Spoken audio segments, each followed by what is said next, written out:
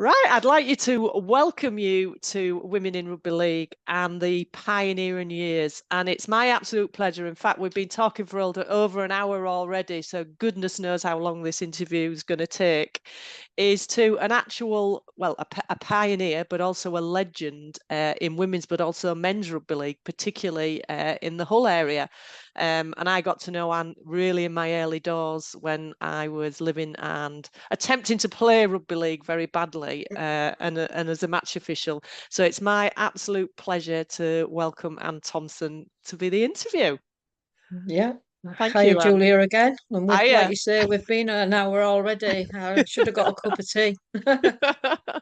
So, I just want to start up because part of this project is around people don't know about amazing women like you that have, right from the 1980s, have had an input into the game and particularly into Yeah. the women's game and women's sport. So, I want people to get a picture of what you've done in the sport and how you got involved. So, just tell us first of all, where you're from and how you got involved in rugby league, and then particularly how you got involved in rugby league in Hull. Right. I'm from York originally. And my dad played amateur for Heworth. And his dad actually played for York RLFC as it was then, but only I think to the A team, and that was in the 30s, Wow. So I was kind of brought up with that rugby league around me. But then I was always a tomboy as well. So nobody knew. When I got to about 10, I was always out, always playing out. And it was a gang of lads, and you wouldn't have known I want a lad. And they all played for Youth. And Park Grove School as they got to secondary school. And I can remember because I lived near Roundtrees from Clarence Street. It was about 10 minutes down the road. And they used to train under floodlights. And all us, the gang of kids, used to go around there on a Tuesday and a Thursday night and play behind the post under the lights, and they used to let us. So I kind of played as a kid, but was never, there wasn't any women's rugby then, or there wasn't no girls' rugby. So I was never allowed to play. So I just then would hang about, like watching them play for Park Grove School or Heworth. And that's how I kind of grew up with it. So I suppose a supporter then, as I got a bit older, my dad and a gang of his kind of friends used to stand middle of that Clarence Street standing up stand, and I'd be with them. And that continued till I was in my bloody 30s nearly, before I moved to Hull. Yeah, yeah. Um, so I've got kind of York, and that's how I got into that. But obviously, so I've never played other than as a like up to about being 16. And when I finished playing, it was a night we were playing on a park outside on the Axby Road side of Clarence Street. And there was this real big kid, and he was twice the size of all the other lads. And I used to kind of step out of his way when he come near me. But this time, my dad used to say, "Get bloody, stuck in and all that." And I tried to tackle him, and he knocked me flying. And I ended up going to hospital. I went round back to, and I was covered in mud.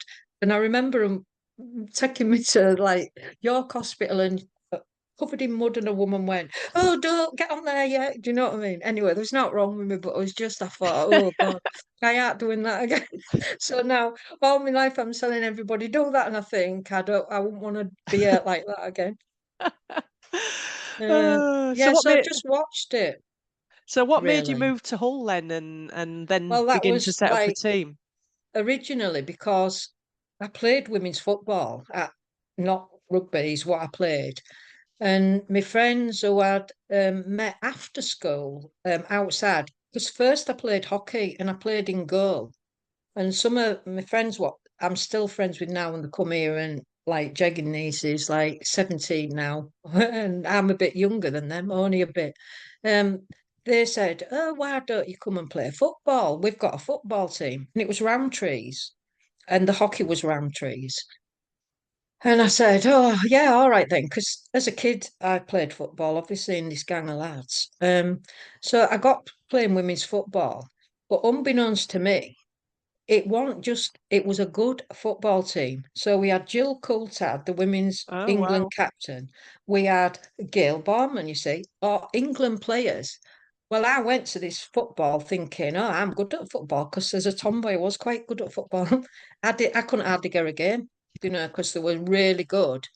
So then it ended up, I got in a relationship with Gail, well, who's from Hull. So she would travel backwards and forwards from Hull to play football. So no, I didn't get in a relationship with Gail until we were just friends until I was in York and I was working loads of jobs. I'd gone to grammar school, but I just walked out before I'd done my A levels, and I got a couple of A levels, and then I thought, oh, and I just didn't like it, and I went to work in Terry's chocolate factory. I didn't even tell my mum and dad because in them days you could go out and get a job and leave and go get another one. Anyway, that's a different tale, but I got fed up of I was working in railway offices at York and I thought, and I was always kind of a reader, but of just if I wanted to know something about, I've never read a fiction book in my life, a story or out like that. And I thought, I'm, I think I want to go to university. It was a way to kind of get me out.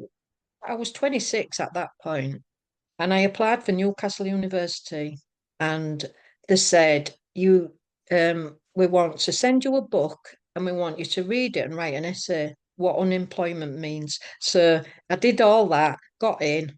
So then when I'd finished that university, it was where do I go? I didn't know what I wanted to do after 3 years. I was like 29, I think, at that point. And I was with Gail then. We'd been in a relationship for a year or two. So she was in Hull. So come and just see, come and live in Hull, which is what I did. We've got a flat together. I got a job at Youth Action, and it's kind of gone from there in Hull. And I don't know, other than I started watching then rugby in Hull, obviously.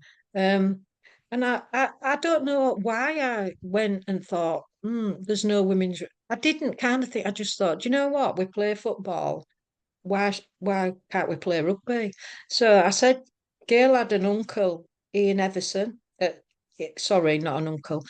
Um, Gail's older sister, Elaine, married Ian Everson, and he coached Norland at the time, but he was rugby league. So obviously, in her family, we was talking, and he said, "I'll help you. I'll like lend you some balls and whatever." So I rang Old Daily Mail and said, "Do you know, we're going to start. We're trying to start a women's rugby team." It was basically me and Gail at the beginning. I'd booked Costello. Do you know, we went in, paid to book on the AstroTurf and all that. If there's any women come down, blah, blah, blah. I know this story comes out on that documentary. Not expecting, and all we knew, I didn't know nothing about coaching rugby, so it was more fitness and yeah, we had a game of touch and that. But there was about 20 or more women come. There was it kind of phased us like, oh, what we're gonna do, you know. But that night we kind of went back in, and at that time in Costello, where Warner's is now upstairs, there was a little bar and that, and we all went in, and I basically said, we'll do this for about 6 or 8 weeks, but then if we want to form a team, we'll form a team, but then it'll have to be real. So, because I'm pretty good, like like organizing and Yeah. sorting that out. So we did that. It was great.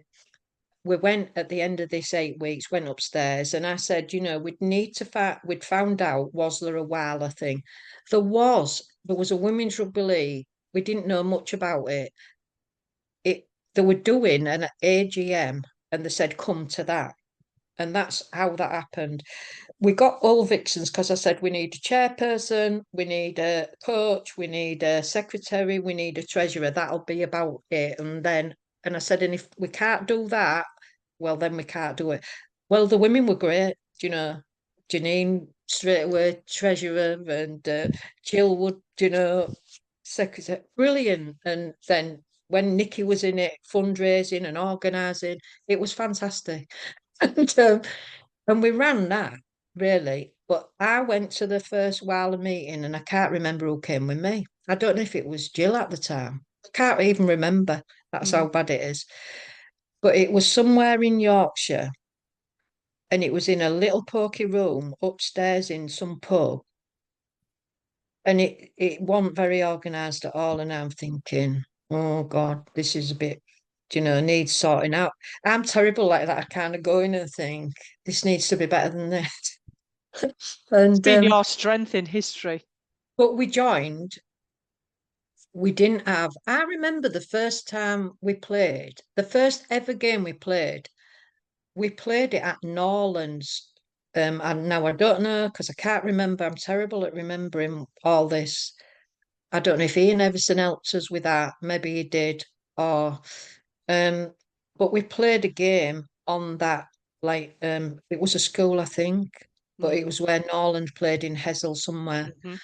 And we won, and it was not in a league, it was just a friendly with someone. I can't remember. I've got it in my book somewhere. I don't know if Yeah. it was Detail somebody that, don't matter. It's just the yeah. general theme. And it kind of then went from there. So we joined that league, and um, I think, well, I don't think it was in the first year we met Wakefield. We were in a lower one, I think, at first. And I think Mm. we came second.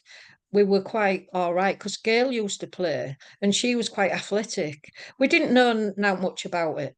But in the meantime of joining that, they said they wanted me not just to be the coach, because that's what I wanted to be. I said, I'll learn about it. But the chairperson, because I said, like, you're the best at sorting everyone else out. So I did that the whole time I was there, the chairperson, because even though every year it was just kind of AGM, yeah, yeah, you do that, yeah. But it couldn't have, the group of women like because I can't even remember when you got involved, Julia, but we first of all, it must have been Jill that helped us because our first matches, we were on Beverley Rugby Union pitch. Um, that's where I remember we got, you know, Mm. yes, you can play here. And I don't know if we did just a few there. My memory's Mm. real vague of it all. But I know we got, I don't remember how we managed to get to Cottingham because that was It's mainly through then Nikki our base. Carter, I think. Right, She, right. then husband, Dave. Dave, played Ah, at right, Cottingham. right. It Well, was Northern essentially, Foods, wasn't it? yeah, yeah, that was it. And that was our home then. Like you say, the detail of how we got that, I don't know. And we started getting.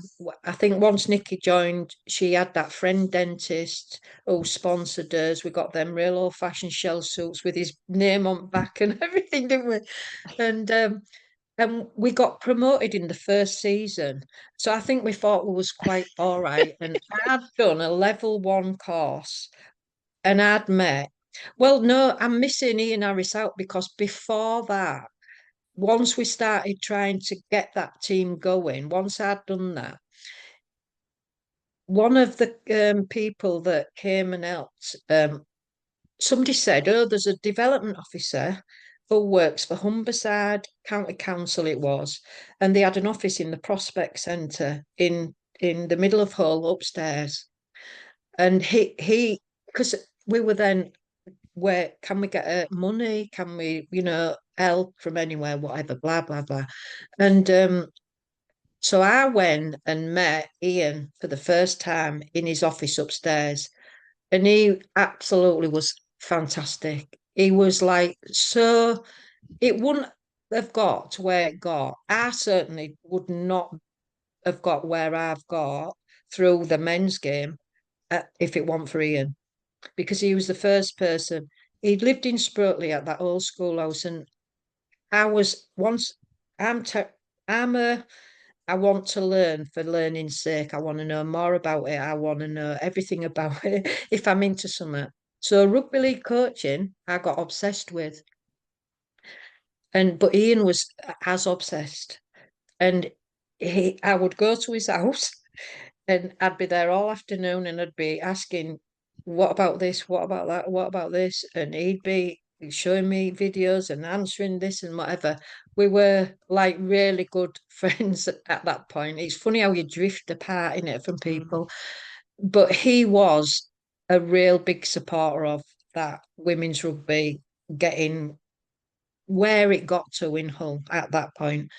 Um, so and again, my memory of the point where Ian come in, but he certainly was there when we did some tasters, and that was in 91. The first thing at Costello was in 89. We did that. Mhm. We formed the team. I think when we thought was pretty good until we got in that first division and we went to play Wakefield. And it and we thought, oh, this is real good. And Brenda's coaching them, obviously. It, I think the score. Well, I think we once got beat by them 102 nil. But then in my book, it's there's a piece from Spotlight on Vixens that was in Hull Daily Mail, and it says record like defeat, and it says like 86-4 or something like that, or 6. But it was always Wakefield, and I thought, frigging hell. So then obviously I get to know Brenda, and Jackie was in that team, and Shelley and all them. So it that Vixen's time from, I think, I did that from 89 till I think about 95-ish, something like that. I think maybe 96. I can't remember. I think I did it for about 7, 8 years. And that kind of, I think that was the best kind of women's kind of, I don't know, the league, everybody was friends together. Mhm. That while the league got a bit better, I don't even know when, at what AGM, I got voted in as the chairperson of the Wala, and Jackie was like, I don't know if Jackie was the secretary, but at one point, me and Jackie got from the AGM meetings, well, why don't you two do it? Do you know what I mean? I don't even know.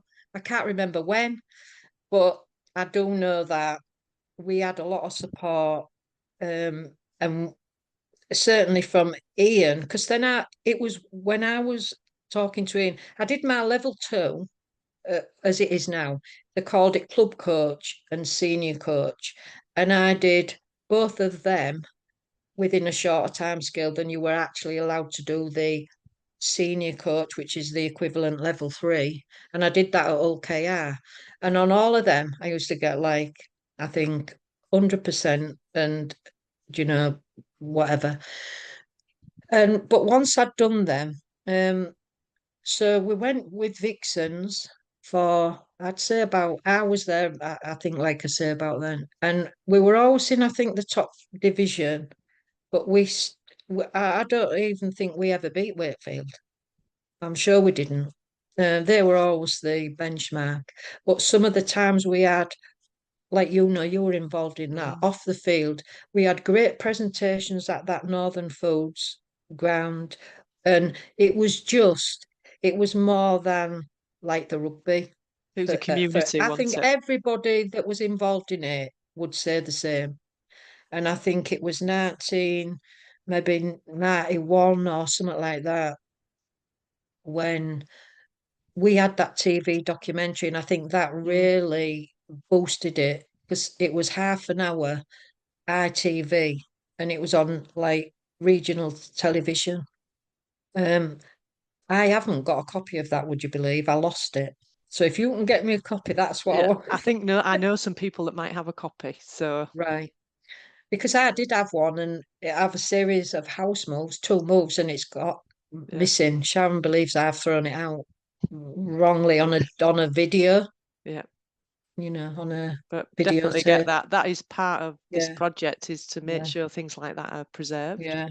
So I think then from Vixens, that was just women's relationships, and it split, as you know, and Mm. kind of, well, I think I got in a relationship with Sharon, and then I think we left after maybe a year or so of that. And I wasn't gonna coach at all. I said, let's just have a break from it. And I was thinking then in the back of my mind maybe about going into like, male youth rugby and having a go. Because I was quite wanting to coach know more about coaching. It wasn't that I was ambitious to go anywhere with it, but I wanted to know more. So it's like, well, where will I know more? Is in like if I get involved in the youth league, or maybe the um service area it was at that time. And so all my dates are all vague because actually what happened was I think a few of the women then that didn't want to stay at Vixens because I'd left and Sharon had left, it was kind of a split, weren't they? And it was like, will you start another team? I said, no, I'm not starting another team. I said, I might coach a team, but I don't want all that again. I can't, I've had enough of all that, doing it all. But in the end, it became similar. So then um, we went to some of the clubs, or it was Lisa that did it, I think. I didn't. But then I said, if you get it all set up, might think about it. And it was Hull Dockers. They had a meeting and said, yeah, we want them, we'll have it, we'll look after them and all that. So then we had Hull Dockers women formed. And that was, yes, some of the Vixens. But then we got all the new ones like Debbie and, Rachel and all that kind of new to it, Yeah. Amy, because what happened was there was a girls' team at Scurla Bullets, when we started Hull Dockers women. And then I don't I don't remember, but I do remember going Wendy, that's Amy's mum. I went to their house and she said, why don't we kind of put it all together? Because I think you coach the Vixens girls with Yeah, I Sharon? did. Yeah, yeah, yeah. Because at one point, sorry, the Dockers, did you coach the Dockers No, girls? just the whole No, Vixens. Vixens, yeah. Because with Vixens, we'd started a girls' team because I said, if we don't start a girls' team, there'll be no more women because I think we've got them all probably. So we did that. Mm. And I think you coached them, didn't you? And Ian Harris was really supportive in all of that Yeah, it again. was. Yeah, it was. And I think it was just the fact that they didn't really have anyone to play Mm. regular, that it didn't work Mm. really. And I think at the time, Wala and the RF, I think the RFL were just kind of wanting to get into it, but then it was all that wrangle between the two, which I think, like you said earlier, is still going on. But so I know I'm not giving a kind of linear story Doesn't because matter, it's no. all vague to me. But Hull Dockers then was real successful. And Mm. that again kind of replicated the Vixens thing of off the field. It was fantastic. We had some real good times with that. Um, and it was while I was at Hull Dockers that the call came. I'd got friendly with Jackie because we knew each other Mm. via just meeting through Wakefield. The Wakefield and the Hull team, through kind of Donna and Lisa and Angie and Sharon and them, they would drink like together, even going to Wakefield on a Sunday night and all that. I didn't used to go, but it was like all that what happened with Vixens meant we were quite friendly with the Wakefield lot. So that's how I kind of got to know Jackie more. Um, we did we did Wala together, me and Jackie, and again it's all vague. But we became really close friends, and I know it's like, how do you drift apart after 30 years? I haven't seen her for ages. But at one point, we were at the women's. We did all them like Challenge Cup things. Batley used to be the club that supported it, um, and do you know who used to be big supporters of it then? Lee Crooks and Gary Schofield, and Mm. they would come and give the trophies out. There I've would got be pictures of them both. yeah. Yeah, I've got a picture of me, Jackie, and Lee Crooks and Gary yeah. Schofield, and they were real supportive of it. Um, and and then from that, I was on the Wilder committee at that point, and I got a phone call from. Have I done the Dockers? The Dockers, I went, and then I left there in 96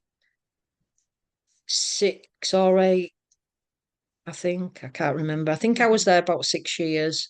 Mm. And then I know I did that because I decided I did want to go into like the youth league.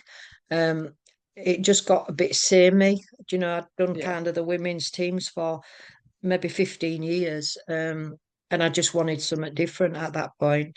And that team carried on.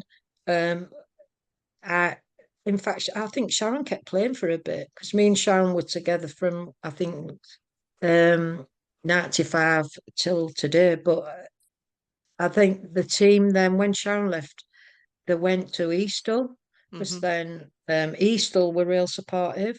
But then they moved to Westall. So that Dockers team, I wasn't with them. I know why they went to Eastall because it was when Radders was coaching and they were Eastall Open Age were going in for a bigger kind of grant and that. So we ticked the box of they've got a women's team, so we moved there.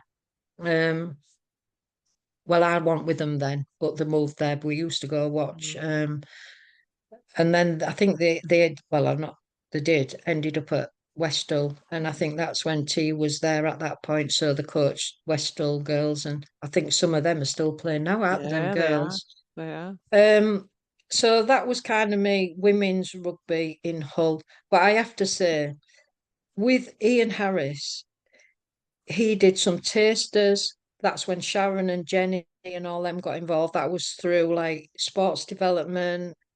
Not only did he help me, but he was so kind of saying to me, you can do it. Because I was into kind of mental training and all that just for myself and I used to read loads about it. I'd done a like social psychology and psychology at university, but not, I want a sports psychologist.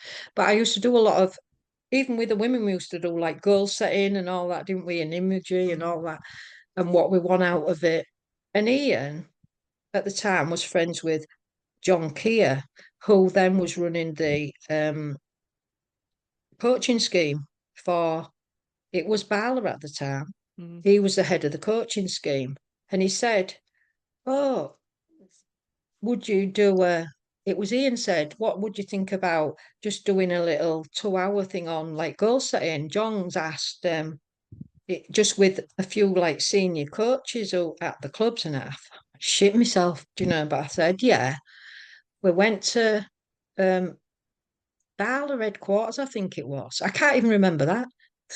I can't even remember if it was Rugby League or it won at that point. It certainly wasn't in Redall. But and on that day, there was people like Mike Ford, was like in rugby union. There was about 4 or 6, only a little group of us. But really now, who've gone on to be like high level coaches. And it was really good. They really enjoyed it. It was good. I was all right. And a couple of weeks after that, I gets a phone call from John Joyner, would you believe, who was the coach of Castleford. And it was all on the back of that. So then this all started like, can you come and do? They were paying me to do that. I couldn't believe it. And I went to Castleford and did 6 sessions. But that was the first time I ever felt anxious. I wasn't anxious going. And then in that team, there was Lee Crooks, there was Tawara Nikau, there was Andy, what I forgot his name. He's in Australia now. It was basically Richie Blackmore. There was a team of internationals, and Graham Stedman, and it was a teeth. I was doing that on an evening, and it was a summer evening. I was stood at the back of that cast stand. And, they all rack up in the flip flops and the whatever. And I saw them, and my legs went to jelly, and I thought, oh God, what have I done? I'm not a psycho, Anyway, and I think for the first session was the first time I think it's probably the only time nerves kind of got to me, insured. I'm not saying I'm not nervous when I do them kind of things because I think you are, aren't you? But Yeah. it never showed other than that. And I think it was an element of the coach wanted it. They'll be, and what's this about? Do you know what I mean? And so it was like that. But I did that for 6 sessions and it went all right. And funny enough, because I'd thought, oh God, I'm never doing that again. It'll be, I bet they thought it was rubbish. And my dad once said to me, oh, I've just listened to somebody on radio.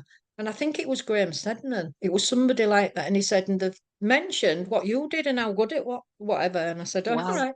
So anyway, um, so I've gone off women's rugby. Do you want me to But go? no, carry on So, with this because I want you to take it to where you took Sheffield to Wembley. right. Well, I didn't, but I was involved for 3 sessions, and yeah. So I got where obviously I knew John Keir, and he then was involved in Sheffield. Yeah, I don't know if he had left that or if he did that at the same time. Once again, though, all that came from Ian. Ian Mm. Harris kind of saying, "Yeah, do it, do it, do it." Do you know what I mean? Um, but then I get into the other men, and the biggest supporter of me in from the men's game has been Steve Crooks. Unreal. And but he was coaching Hull Kingston Rovers at the time, and that is how I then got to know Steve. I met Steve because once again, but do you know, was a big supporter at the time of the women's teams in Hull. Wayne, um, halfback. This is my brain fog God, from my God, breast cancer. Godly, No, Wayne Parker. Parker. He would be real willing. Do you know when we had presentations? Mm, Really willing to come. He must have come to about 3 or 4. mm. One at Northern Foods. He brought Steve Crook with him. So I met Steve there, but then he said, he'd come because he wanted to talk to me about doing some mental, like, goal setting and stuff with Hull Kingston Rovers, would you believe? So then obviously after that, I get Steve rings me. I go see Steve at Rovers and negotiate this, just a one-off session like I'd done with them at thingy. And I did that. And once again, I felt like they're coming in. This is coach wants it. They're trudging in on the back of what the fig's this all about. Do you know what I mean? But I did that. But from then, I've just got, over the years, really, really, Steve has been the most positive kind of supporter and mentor of me and me in coaching, that I could have ever asked for. Because I wouldn't have got the opportunities to do some of the things without him, because he was at Hull FC after that, and him and Mel Harmon running all their kind of, at the time it was scholarships at 12s, 13s, 14s and whatever, and then academy and all that. And I think I wasn't involved. I don't know if because I think that was my end. No, it wasn't. I haven't told you about I suppose, while I was doing the women's, I coached the Yorkshire with Brenda.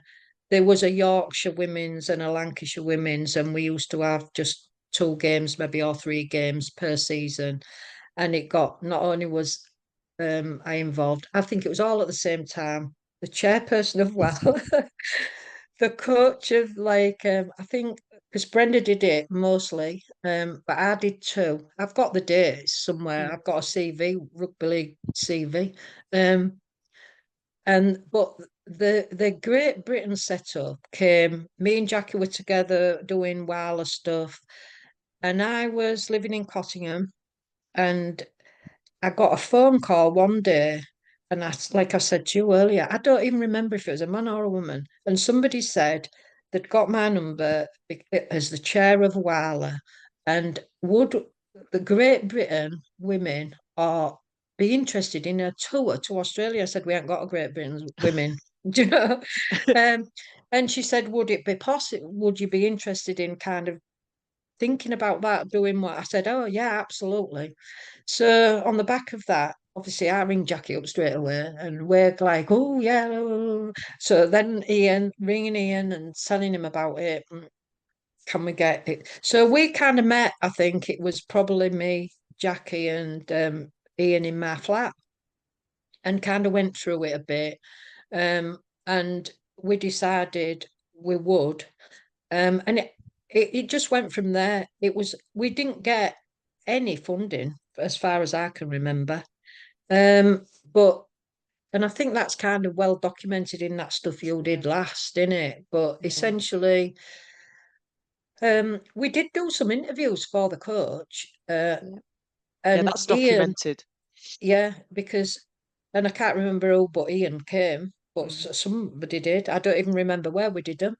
Probably at Jackie's work because she worked for Halifax Sports. I used to go to Wakefield. Halifax. Yeah, but she had an office in the Shire at Ah, Halifax. right. I used to go there on a night, drive Yeah. there, and we'd have meetings and whatever. And it it was all in a little. It was where you looked onto the pitch, and it was at Halifax, I think. I could have got it wrong that, but I definitely remember it was there.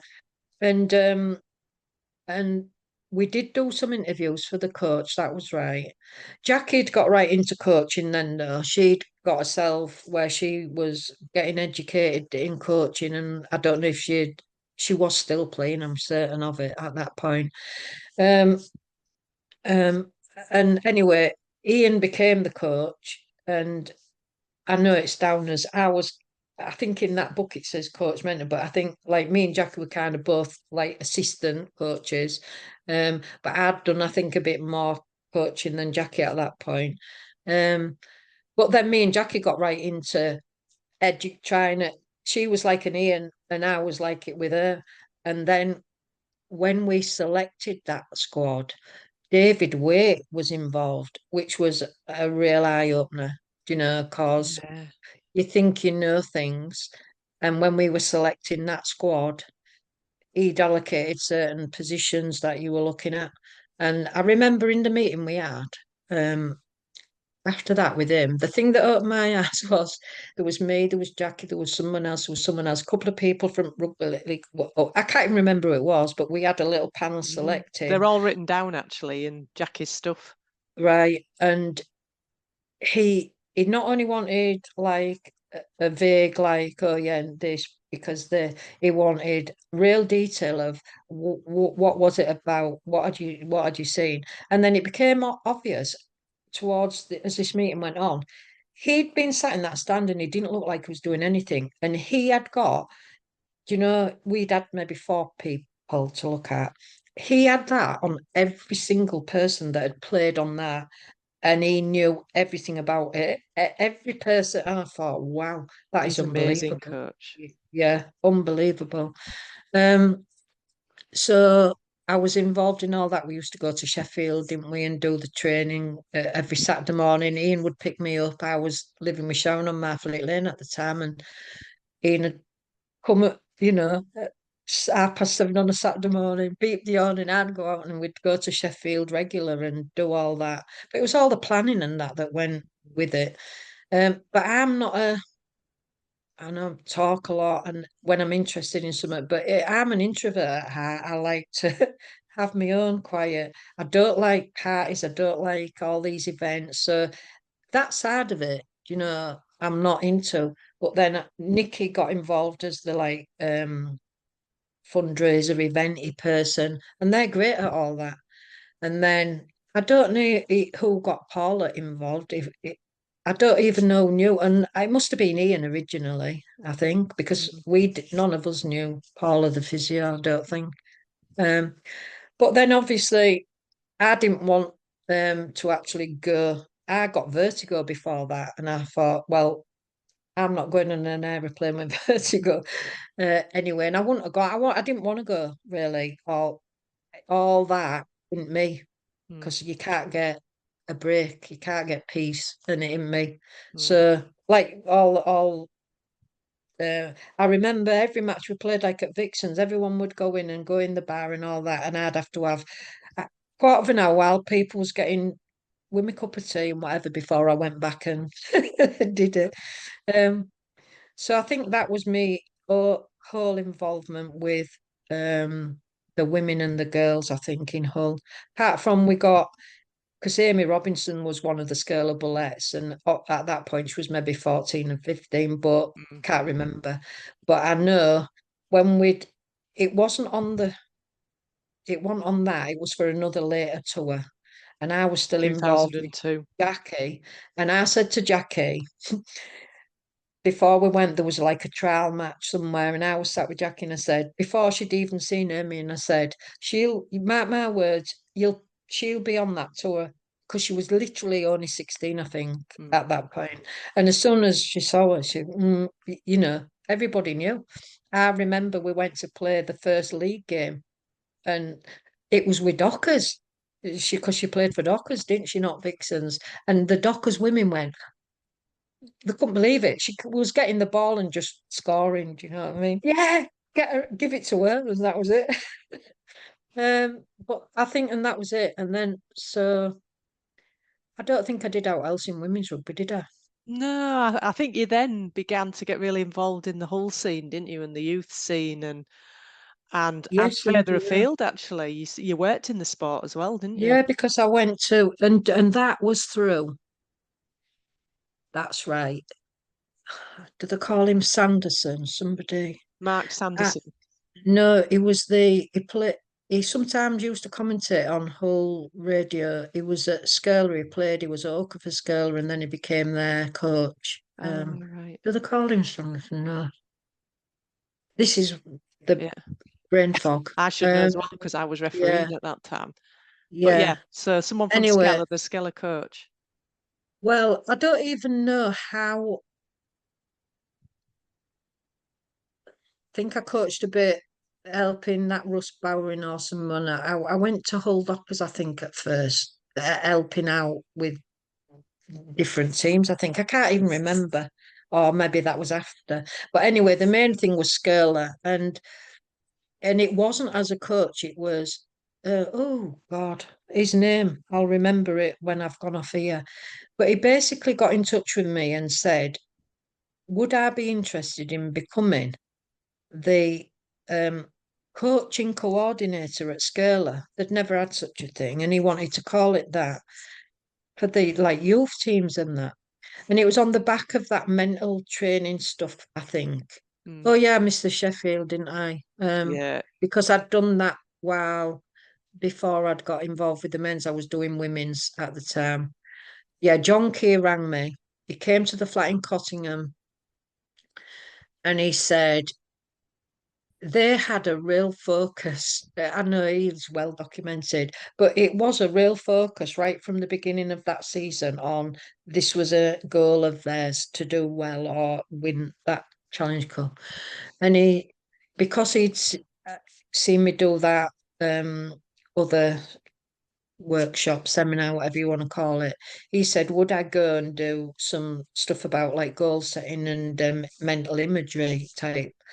So we negotiated like I'd do 3 sessions. It got a bit of money for it and whatever. Went there, and they were lovely. There was Mark Aston, but Nick Pinkney was in that team from Hull, um, and basically just did goal setting and then mental imagery really for like just these 3 kind of afternoons when I went over to Sheffield. They had more, obviously, of that element of it nearer the time. Um, but then when they started playing, like me and Sean would be like, and we went to the semi-final, and it was on that morning we'd put a bet on it in a thing in Hull, and in a betting office, and the bloke had said to Sharon, "Are you daft?" She said, "Oh, we know something you don't. They're going to win." He was going, "They won't win that. They've no chance." And it really was a no chance situation, wasn't it? Really. Well, when we won it, I couldn't believe it. But yeah, so I know I've got a little video. It was on Back Chat, All and right. Yeah. Mark Aston and John Keir were on there, Mm. and they recount and they actually say my name and they laugh about it, saying, "Oh yeah," Mark says, "Oh yeah, there's people that was snoring and fell asleep," and in the mental imagery because they were like, and it was really good. And to be honest, on the back of that, um, John rang me up and wanted me to go to like they were going on like an away camp, the next beginning of the next season. And he said, I want you to be within the team. I want you to help us pick the team. I want you to be.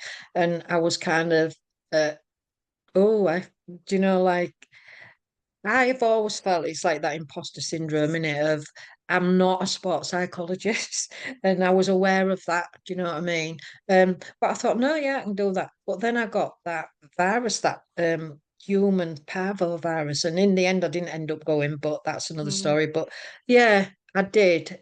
So I went to Scurla, and the first team I went to, because basically they introduced me, and it was um Graham Holmes was there as the treasurer, as he still helps them out now, doesn't he? But it was really good because once a month I'd just show like a video, but like the coaches bought into it at Scale. It was like we'd watch, I used to get them videos sent from Australia, like, and you'd get 3 a month, and so we'd kind of do look at that and chat and whatever.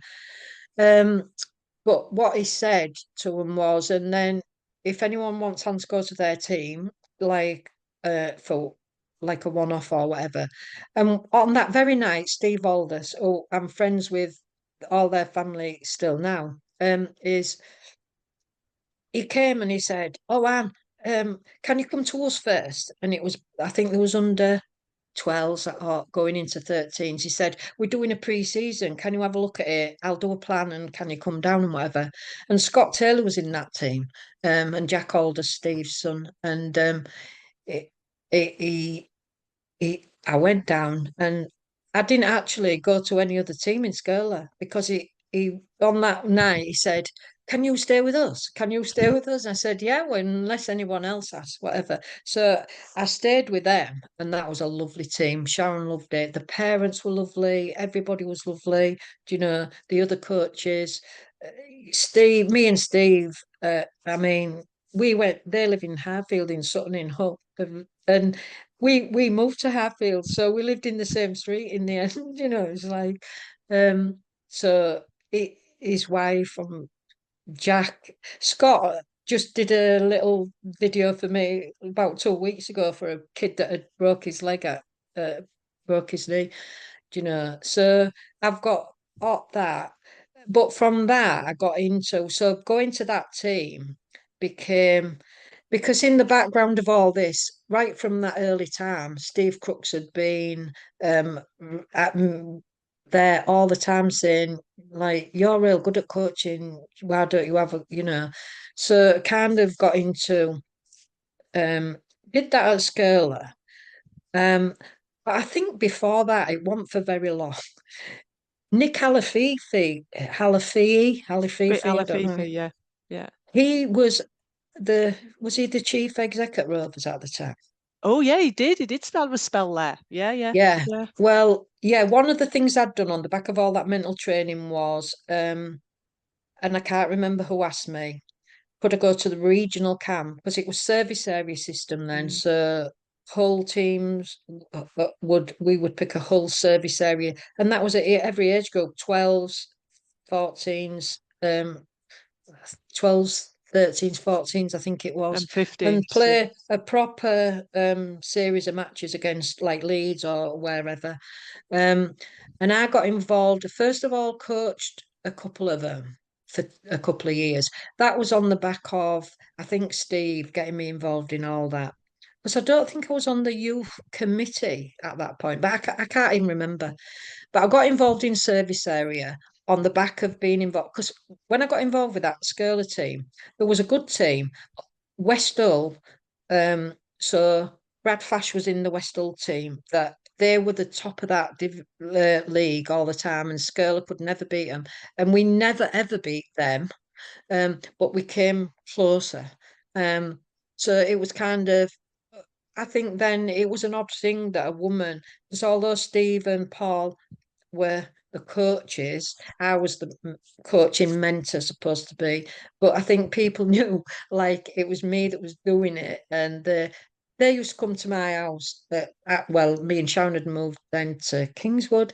They would come for meals, and like them and their wives. And Steve and Paul would tell me, so I've known right from the off. Oh, bloke say to us, "What you letting her tell you what to do?" Do you know what I mean? But I've had, like, so Steve Aldous, Paul Redfern there, they were, because she's better than you lot, do you know what I mean? And it was really good. and we got on great friends. And it was just like that all the way. So it was, I think then people started to know who I was. Because there ain't a woman, I don't think, who was kind of coached a team through in Hull. They seem to drop off after like primary, a lot of them. Do you know what I mean? Mm-hmm. As the main coach, I think. So we did that. And on the back of that, I got involved in service area. But Nick Alafi at the time came to me and said, I think it was him that asked me to go to regional camp, actually. Because it was at Ampleforth. Weren't you there at Mm, that one? yeah, What were you doing? I was camp Refereeing. director. All right. Well, was it Halififi who would have Yeah, asked yeah, me? yeah, it would. Yeah. And again, that went really well. I think I did. It just was goal setting with each age group. They would come Yeah, into them lecture yeah. rooms, wouldn't they? And And I Andy think I, Harland would have been there. yeah, that's right. Yeah, it was. It's hard to remember, innit, who's Mm, there and who was there and everything. So on the back of that, I would be getting access to all them regional camp manuals, learning about coaching in it as an aside to what I was doing. So that was fantastic. Um, and but he was at Rovers, and I think he was chief exec, and he said to me, it was after the Ampleforth regional camp, would you be interested? I would like you to come and coach. We're developing an academy foundation team at Hull Kingston Rovers. And I said, I can't do that, coach a team at Hull Kingston Rovers. He said, yes, you can. And I said, no, I don't think like a woman doing that. I said, I can't see it, you know, I can't. And I felt that like, oh God. And he said, well, somebody's got to do it at some point. Somebody's got to break the mold. So I said, oh, okay then. So it was Tony Elvin and his mate who were doing it. Can't remember his. If he watches this, he'll think, how come she don't remember my name? But they were lovely and they were real supportive once again. It wasn't kind of going yet with rugby league. It was like a new thing, and I think we only played one game. I think it was at Rovers, and we won. And it was like I remember only one person I remember in it, Carl Puckering, and he's still about now coaching a youth team at mm, Scala. Pucker, and it was like we didn't have no money for out or whatever. But then I think Malcolm really came along to coach because the coach was real supportive, and I can't remember who that was. Do you know the first team mm, coach? I think he was an Australian, but I can't remember. But mm. he was okay with it, so it was all right. Um, but then it all kind of went like, you know, Why is a woman doing it? fill the thingy. And in the end, I mean, I did say stick it up your ass kind of thing. Yeah, Do you know? Because there was that atmosphere came into it, like, yeah, what this isn't you shouldn't be doing this. yeah. So I think but that Scurler team got a lot better.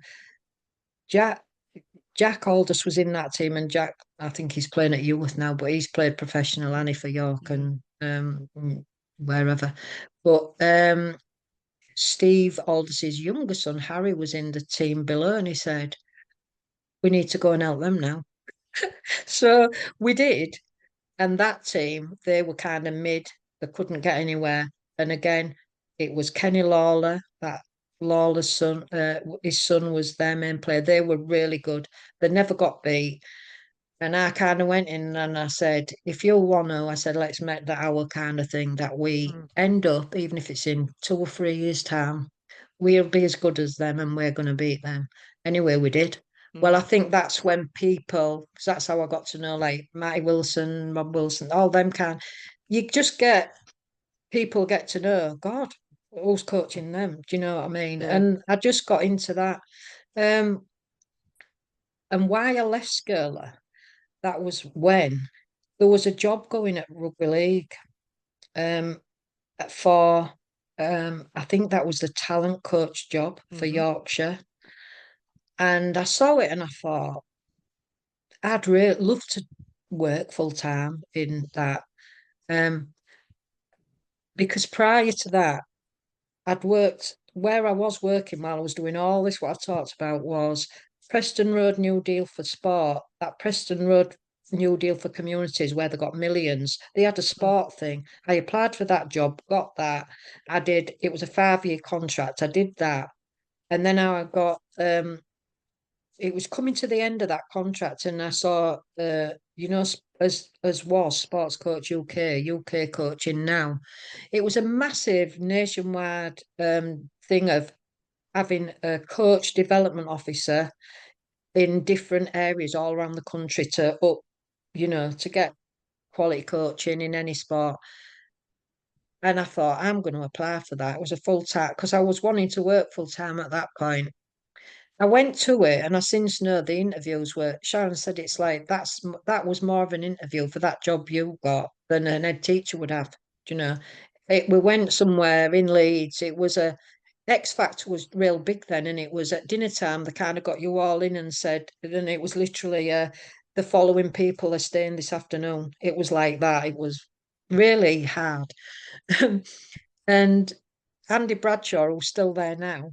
Oh, I think he's only gone to Sport England now, Andy. Yeah. But he was we. I got a job as one of the 4 or 6 of us. There was me, Andy Bradshaw, that Mark, the Colin Williams. He does the boxing thing for depression and that. Um, I forget the names now, but we had a little team, and Matt Fisher, who works in York, he was our team leader, and that was really good, really. And I learnt loads there because it was a lot of training and a lot of, really big, like people who we learnt from, experts they brought in. We'd go to hotels and have 2 days, like with, say, teaching games for understanding originated, do you know what I mean? Rod Thorpe, and it was brilliant. And I learnt loads with that 5 years I was there. Again, that was kind of short-term contracts. And so I applied on the back of leaving there. I took an early redundancy because I seen that talent coach job as well. And I thought, I'll never get that. But I'll put in for it. And did I get it the first time? I don't know if I think you did. Yeah, I you did. can't remember. I Yeah. know and why I thought I didn't get it, I knew somebody had told me some of the other people that went for it, and I thought, well, I have no chance. Do you know what I mean? But I did. Um, so then I went to work with Chris Bear, Darren Rogers, me, and what's he called? Forgot the. Andy Kelly. Was Andy Kelly then? Well, he was one, but in another area. Yeah, yeah, So yeah, yeah, when we all got together, yeah. it was like, yeah, Andy was fantastic, do you know. So yeah, I got to know all them. In what's at St Helens now, who did the women's. He was one of them. We all used to Stuart. meet up every. So I did that, but not for long. I think maybe a year and a half. It didn't quite work out, did it? As you know. Um, but I learned a lot, and I actually was then involved more in even higher than service area. So I coached one of the Yorkshire RFL talent squads, along with Adam Prentice, was one of my assistants, who's now at York, who I still talk to now. And him, the other assistant, they were both great, but I think he's out of it now and works in a school. I forgot his name, but so I've done all that kind of stuff, and not, with that job, you saw loads because we would go to like Great Britain training, like the with he's just leaving now. He was head coach at Oh, RFL. Dave Rotherham. Yeah, no, not Dave. Yeah, I met him, but no, yeah. So he's leaving, but then there was the other one. Is he from Cumbria? Oh, Dave Elliot. Elliott. Yeah. Yeah, and to see them kind of people coaching and learn and just be observing things, and do you know what I mean? But Mm. I did remember we did a girls' camp as well. I went to Sheffield Yeah. because Part Lee of the Cooks active was there. sports. I don't know. Yeah, yeah. I remember. It was quite intense. It wasn't like a fun thing. It was No. like because Lee Cooks was assessing and looking at me doing them. Do you know what I mean? It Mm. was kind of like that. Um, So all these things, they anybody listening to this will go, can't make head or tail of that. Because it is all a blur, a lot of it to me. I just know I don't know if I've missed anything out other than I suppose with Crooksy. Crooksy's been right by my side all the time, and it was him what. So like I coached Hull FC scholarship for I think about 4 years at under 16s. Ben Crooks was in my group. So it was quite like because Ben was in my group, Lee would be watching, and it's like so you get to know people, and I kind of on that side of it. I think yeah, probably for a woman, I don't know. Isn't there some women coaching now? Obviously in the There are, women's yeah, game, there but are, are yeah. they in the? Is there There's any? I only thought there was Amanda, one at. I Amanda thought there was somebody at Wilkinson. Wigan. Yeah, Is Amanda she? Wilkinson. Is She's she now doing Stuart Barrow. Yeah, yeah. Wilkinson's? She's All his right. Well, wife. then she'll be shit hot like him, is she? Yeah, she is. Well, Yeah. she's doing Barrow Women now. She did Wigan Women. But Right. Yeah. before that, her I bet history she's with real good. in Leeds service area, and she was very Right. involved. In Yeah. fact, I was talking Yeah. to she's going to be someone I'll interview because I Yeah. was talking to her about her career. But the thing about you, Anne, is how early you started your career. Yeah. And it Yeah. is a career, Oh, yeah. Yeah. of Yeah. and I've got paid work out of it. Yeah. yeah, but also you then was a rugby league development officer in Hull, weren't you? So Yeah. Because, and again, I don't know. I can't remember. I can remember my first time going to a meeting. Obviously, because of service area and all that, I kind of knew obviously Fiona Allen and all that, and they were always on this committee. And it was quite late. I don't think I can't remember, but I do remember it was in a little back room in down new some you know where the Asda is on Holderness Road at the back of all there. right, There's yeah, a yeah. working men's club. I forgot the name of the street, and it was in there, and that was my first meeting because I'd offered or thing to get involved. I can't remember how I became involved, but it was Carol Bailey was the secretary, Alan, obviously Fiona. Um, no, before that, I was involved. Yeah, it won the Hull. Before that, in Hull, we had a bigger group, and it was the Hull Rugby League Council. Alan will know, Oh, he'll that's tell right. us all the Yeah, details. yeah, yeah. And I went there as like the women and girls like rep. So they had referees, women and girls, the open age, the youth league. So it was a like everybody went together on it. Like That was before service area, wasn't it? no service area, I think went while that was going, but that was certainly before that all finished for some reason, and I can't remember because I was just going as a rep on that. Mhm. But it turned to where I got involved was the youth league. They had their own management group, and I went there, and I went as the coaching. Ah, that was right because we'd formed myself and Steve Brooks had kind of formed a. I think it was we called it an offshoot of that youth committee, the coach and player development group. And then the RFL got involved with that, or they'd asked us to do that. I can't Mm. remember. And that was that group around the service area stuff. So yeah, over the years, me and Steve kind of led that element of it. So it involved doing all the trials, like it's morphed into a little bit of the East West now, Mm. is what we morphed it into. Mm. Because when the stop service area, it was like, worst thing they ever did, in my opinion.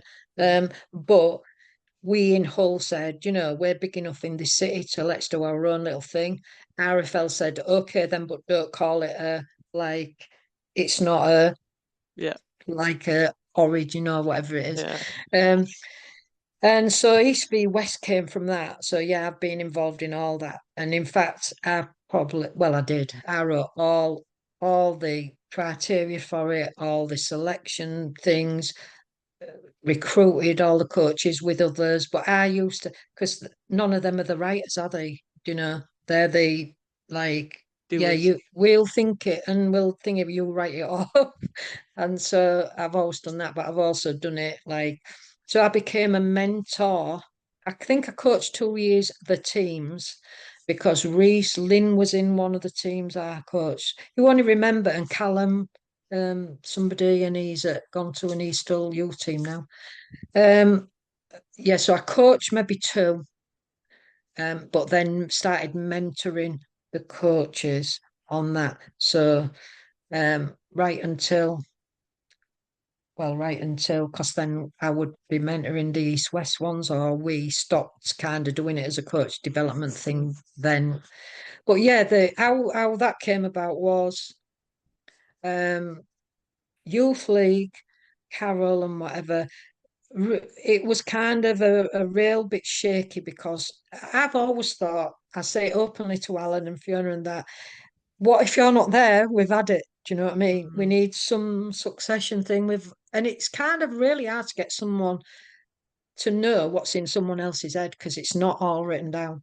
So, like I've only been on with Fiona like last week, and she'll know that system inside out. And it's like, but once they've gone, who's going to know it like they know it? You know. So it started on that element, but essentially, we got invited by Danny Wilson and Rob Nickley were at Hull Academy with James Clark. They were the kind of three, not Rovers initially, but I think it was soon after Rovers committed to, yeah, we'll kind of get into that. And basically, they met with us as the Youth League Committee and put forward this idea that if the professional clubs could become more involved and we all work together, it would run a lot smoother. And the RFL through Dave Raybould got involved, and so all that kind of, I think around 2018, but it was a kind of that, I suppose, that Bala RFL type scenario where there was that kind of suspicion on the youth league people's part, including myself initially, and no, that they're only in it and they're going to either spoil it or take money or whatever they're going to do. And it was all like that. And in the end, um, it was me that actually said, because I think me and Crooksy could see the youth league needed, and Alan will say we needed some help or some support like that. And actually, Alan's original idea is how it should have been, which is just put two people or from on the youth league committee from the pro clubs, and then it'll work, But no, it had to go through all the rigmarole of how it goes through, doesn't it, in organisations like RFL and whatever. So in the end, it was me on the youth league who kind of, and I know it really upset Carol, who said to them, right, no, I'm in for it.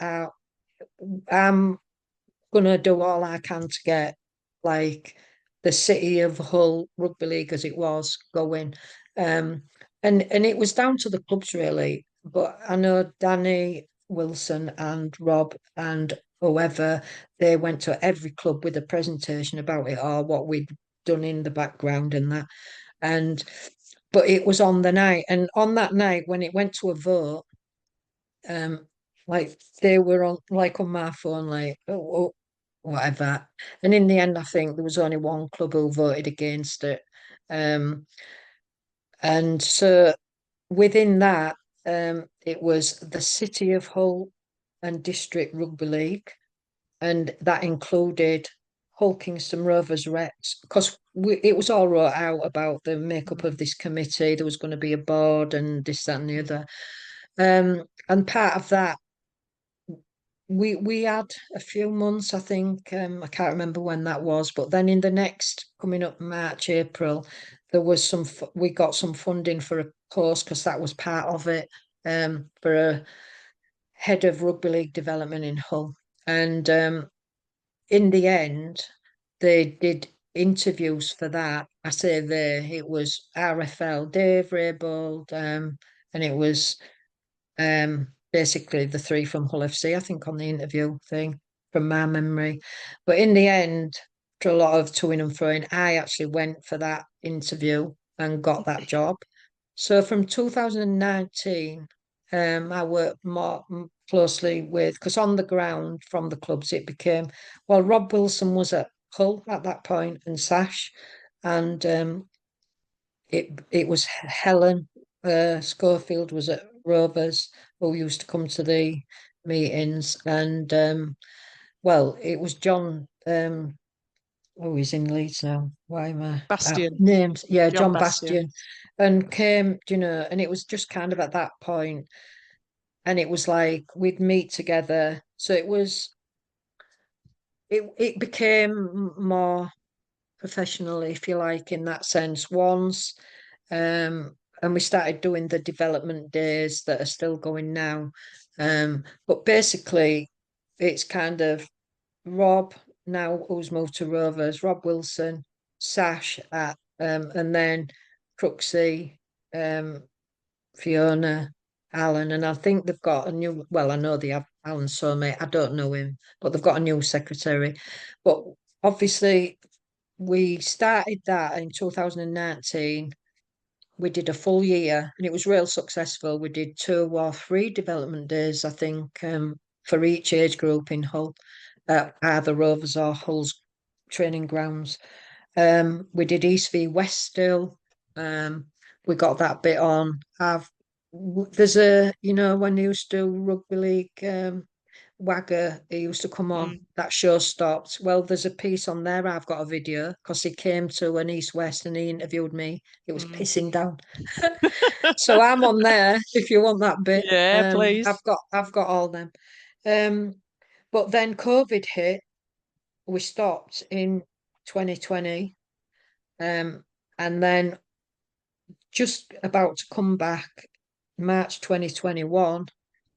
And like we've talked about, Mm, I got diagnosed with breast cancer mm, out of the blue, and yeah. I've never gone back since.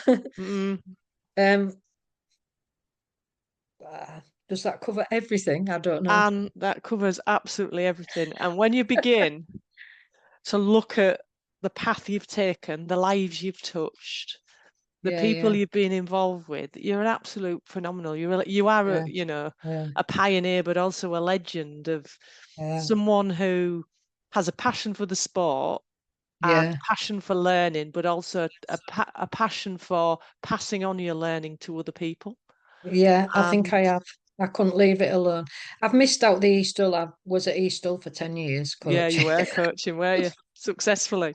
Yeah, And thank yeah. you. Do you know, I didn't expect to get everything at this one stop, but I've got everything that Right, right, good. you've done. And I just, from the bottom of my heart, thank you for, telling us where Yeah, you've yeah, been and what you've done, but also yeah, thank you for what you've done in the sport and your passion for the sport and your passion for helping mm, others to succeed in the sport. You are yeah, a pioneer in the sport and one that's overcome many barriers, not just around yeah, yeah, blockages because you're a woman, but also your personal yeah, health barriers that, yeah, yeah, in yeah. order for you to achieve, you've had to overcome and learn Yeah, about yeah, and yeah. be Well, yourself. 3 years on, and I couldn't leave it alone. And because we've moved, obviously retired out here, it's like an hour now to. But Beverly's the nearest, and I can do it in. So, like, I said, is there anybody who wants a? I thought, could I do a little bit of coaching? And now it's like becoming a little bit more. It's like, oh, and it's biggest chat. It's actually a challenge I've never had because I've always either been at like a kind of youth kind of, but at a top levely kind of thing. Mm, Because at one point, I think I've missed out. I did go to from the All FC scholarship. Crooksy said, "You'd be all right at 18. Why don't you do academy with me?" I'm like, oh well, I'll try, but I didn't like it. I did 6 months, but it's mm, like 3 nights a week, and it's real mm, intense. And I just said to Crooksy, it's not what I want to be in, mm, do. But I did it, learned loads, and it's like, yeah. but um, but I've never had the challenge of. I've gone to a team that had some kind of split. I think a little bit, team that had been there since six, and then the coach had want there no more, and I think they had about 6 players, and they got an open age and he's basically saved them. He said, "Yeah, I'll try and keep it going." And then they said, "Oh, they desperately need help. They need players." And the coach hadn't ever done it before, but he's really willing and that. So it was like Christmas that I went properly in January, and it was literally like he was coaching 4 kids and 6, and I've kind of gone once a week, and actually in the last 2 weeks I've gone twice, but because I started playing games and they've got hammered every week. Like it goes down as 50-0, but it's been like, Mm. but now last week and this week, 17 players have come Wow. from new, and then some from like say Wyke where they've got too many and that, and they're absolutely loving it, but getting absolutely hammered. And so that's a new challenge for me because it's like, well, the mental training things come in now Yeah. because they're like, they got hammered on Sunday at Holderness, but I said, when you're getting beat, you've got to look like you're not beat, Yeah. Yeah. So, and Rob Wilson was there and he said, God, that's great, innit? Just like they were coming in, because I'd got them, put your head up, no matter how, even if you feel like crying, yeah, put your, stick your chest out and jog back and run like you're not beat, you never beat. And they've loved it, So it's like, Oh, oh, come on. So now we're on a thing of, in 3 years' time, if you're still here, you won't be like this. Will I still and be here? you will, you I'll will. be And 70. Do you know a 70-year-old oh, coach? wow. Well, but you're going to break more barriers than, aren't you? Oh, I don't think so. And thank you for your All right. time. You're a true pioneer of women's rugby league, but also men's rugby league, but of women in sport as well. So thank you Right. so much Thank for you. your time. All right, Julia. See you soon.